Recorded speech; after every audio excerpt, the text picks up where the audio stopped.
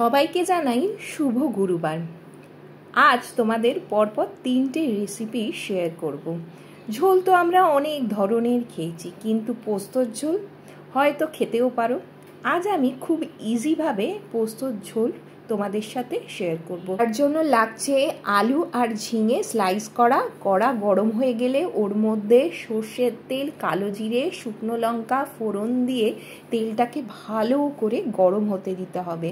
তারপর গরম হয়ে গেলে ওই তেলের মধ্যে আলু আর ঝিঙেটা দিয়ে ভালো করে কষিয়ে নিতে হবে যতক্ষণ না একটু বাদামি হয়ে যাচ্ছে। তারপর ওর মধ্যে হলুদ, কাশ্মীরি লঙ্কা গুঁড়ো, নুন দিয়ে আরও 2 থেকে 3 মিনিট কষিয়ে নিয়ে আর একটা জায়গায় পোস্তটাকে প্রথমে শুকনোভাবে বেটে নিতে হবে। তারপর ওই পোস্তটার মধ্যে 2টো কাঁচা লঙ্কা বা তোমরা যেরকম ঝাল খাও সেরকম পরিমাণ মতো কাঁচা লঙ্কা দিয়ে জল দিয়ে ভালো করে একটা পোস্তর পেস্ট বানিয়ে নেবে।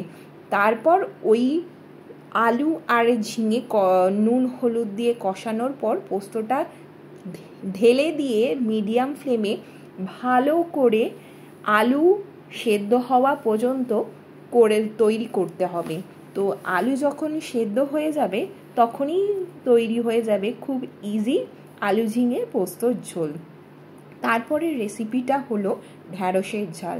ঢ্যাঁড়সের ঝালের জন্য লাগছে পরিমাণ মতো সর্ষের তেল, কালো জিরে, কাঁচা লঙ্কা, টমেটো প্রথমে তেলে দিয়ে ভালো করে ওটাকে ভেজে নিতে হবে। তারপর ঢ্যাঁড়সটাকে দিয়ে ভালো করে নুন, হলুদ, পরিমাণ মতো চিনি, কাশ্মীরি লঙ্কা দিয়ে ভালো করে কষিয়ে নেওয়ার পর ওর মধ্যে সর্ষের পেস্টটা দিয়ে দিতে হবে। আমি ইউজ করেছি এখানে সানরাইজের সর্ষে পাউডার, তোমরা চাইলে নিজেরা বেটে ইউজ করতে পারো। আমি এখানে সর্ষে পাউডার ইউজ করেছি কারণ ওটা জল আর নুন দিয়ে 5 মিনিট ভিজিয়ে রেখে দিলে খুব তাড়াতাড়ি একটা সুন্দর সর্ষে পেস্ট তৈরি হয়ে যায়, আর এর টেস্টও অসাধারণ। যারা ইউজ করো তারা জানবে।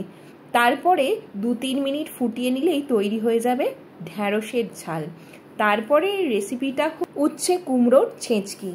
অনেকে উচ্ছে খেতে পছন্দ করো না, কথা দিলাম এরকমভাবে যদি ছেঁচকি বানাও উচ্ছের সবাই খেয়ে নেবে। প্রথমে সর্ষের তেল আর সর্ষে ফোড়ন দিতে হবে। কালো সর্ষে ফোড়ন দিয়ে তেলটা গরম হয়ে গেলে ওর মধ্যে উচ্ছে আর কুমড়োটাকে দিয়ে তার মধ্যে পরিমাণ মতো নুন হলুদ দিয়ে ভালো করে নেড়ে জল না দিয়ে কষিয়ে নিলেই তৈরি হয়ে যাবে উচ্ছে কুমড়োর ছেঁচকি। এটা কিন্তু একদম সিমে দিয়ে কষিয়ে কষিয়ে করতে হবে।